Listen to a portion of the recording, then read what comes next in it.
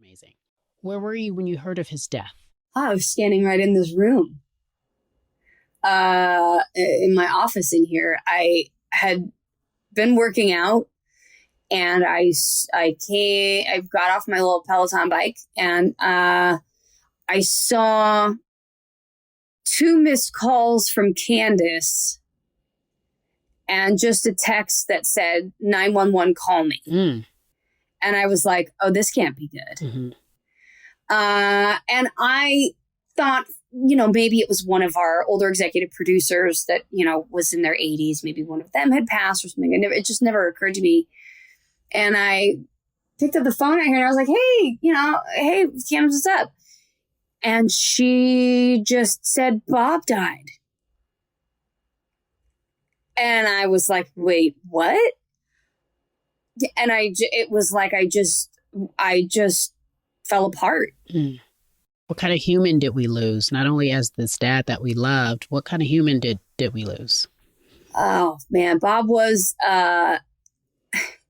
Bob, and I would always joke, Bob was the most selfless, self-obsessed person I'd ever met in my life. the most selfless, self-obsessed person. Okay, I got it. And I mean that with all the love. Like Bob he was constantly being of service and worrying about other people, but then worrying about what other people thought of him, worrying about other people. Sure. You know what I mean? Like, should I do this? Is this a thing? Are people thinking about this about me? And we're like, Bob, it's okay. Like, it's not that big of a thing. It's all okay.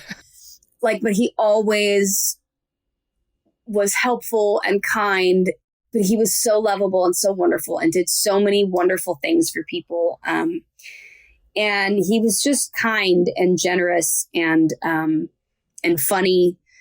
Thinking back on how long I've known Bob since, he was in his 20s, late 20s until, he passed away at 65.